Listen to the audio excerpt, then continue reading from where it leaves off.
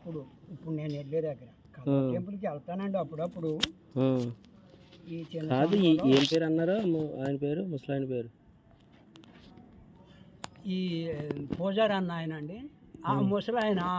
మీకు ప్రార్థన చేసి ఆయన్ని శాంతి కుమార్ గారు అంటారు. చనిపోయాడు, ముదునూరుపాడు. ఆయన లేరండి? ఆయన లేడు, చనిపోయాడు. కాలం చేశాడు. ప్రతిరోజు వచ్చి చేశాడు. 3 నెల రోజులు వదలకుండా చేశాడండి. నెల రోజులు వదలకుండా చేయబోసరికి మరి నాకు మనసు మారింది. పూర్తిగా దేవుడుని గ్రహించే మనసు దేవుడు నాకు ఇచ్చాడు. మరి ఇంకా అప్పటి నుండి ఇంకా వాళ్ళు వదలకుండా తిరుగుతూ ఉంటాను. అప్పుడు వెళ్ళే సంఘంలోనే ఆ కుర్రోడు చిన్న సంఘం పెట్టుకున్నాడు. పెద్ద మనుషులు ఏమి ఉండరు, ఓ 15 మంది 20 మంది ఉంటారు. అక్కడికి వెళ్తూ ఉంటాను. అంకుల్ గారు పాట పాడండి అంటాడు, ప్రార్థన చేయమంటాడు.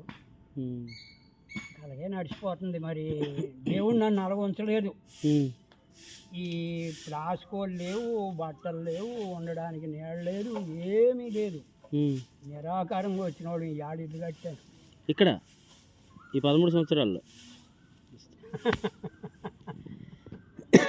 ఇల్లు కట్టాను. దేవుడు గొప్పడు కదా మరి.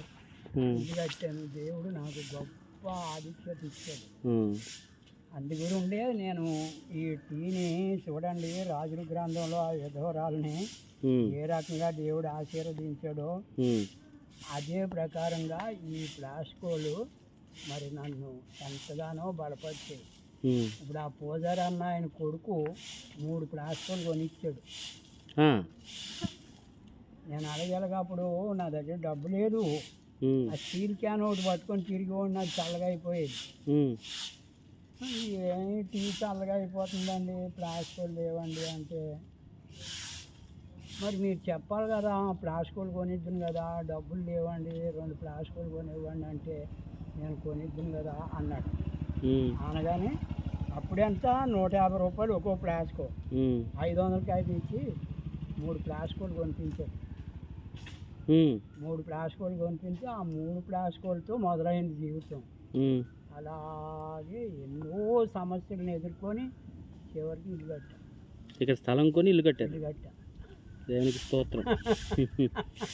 మన దేవుడు అంత గొప్ప దేవుడు మరి కదా. ఇప్పుడు అదేం చేశారు? హైదరాబాద్లో ఉన్నది. హైదరాబాద్లో ఉన్న ఇల్లు సమస్యలు అన్నాను కదండి, ₹1 మిగలలేదు. అమ్మేసి మొత్తం ఆ పాస్టర్ గారిని బట్టి అమ్మేసి అప్పులు తీసేది. ఒక 50,000 ఎంతో మిగిలితే ఆయనకే కానికిచ్చేసి వచ్చేసి.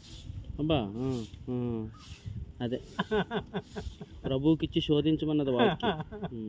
అది ఆ రకంగా. ఇప్పుడు ఈవిడ ఎలా ఉన్నారు? బాగున్నారా? బాగుంది. ఆవిడ టీ పెడతారు ఇంటికాడ? పెడతాను. మరి టీ నాకు ఈ టీ ప్లాస్కోల ద్వారాగా ఊరు మొత్తం తెలుసు. నాకు ఒప్పుకుండాలి కానీ ఇప్పటికీ కూడా నాకు వ్యాపారం ఉంటుంది.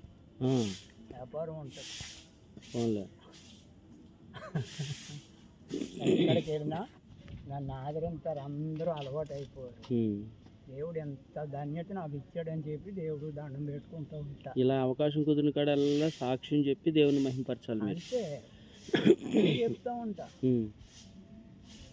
నేను దేవుడి మాటలు చెప్పగా నీ మాటలు నేను చెప్తాం అనిపించింది చెప్తా. దేవుని స్తోత్రం. అంతే, నేను ఎక్కడున్నా కానీ దేవుని మాటలు ఒకరిద్దరు కలిసినా కానీ వాళ్ళతోటి ఆయన మాటలు పంచుకోవాలనిపిస్తుంది నాకు. మన దేవుడు ఆధిక్యత అంతా ఎంత అండి, మామూలు మాట చిన్న కదా. ఏమి వాగ్దానం రాసిచ్చారు మరొకసారి చెప్పండి. అది భయపడకో, నీ దేవుడైన యెహోవాను నీ కన్నుల ఎదుట నీ పక్షంగా పోరాడుతానని చెప్పి వాగ్దానం వచ్చింది. దేవుని స్తోత్రం. అది ఎవ్వరు లేరు, ఆయనే పోరాడుతున్నాడు మీ పక్షం. అంతే. భయపడద్దండి. దేనికి భయపడను. ఇప్పుడు ఇల్లు కట్టాను, అప్పులు ఉన్నాయి. ఇప్పుడు బాప్తిసం తీసుకున్నారా? పేరు మార్చుకోలేదు మరి? సీమోన్ అంటారు. సీమోన్. అమ్మగారి పేరు? అమ్మ లూది అమ్మ. Very good.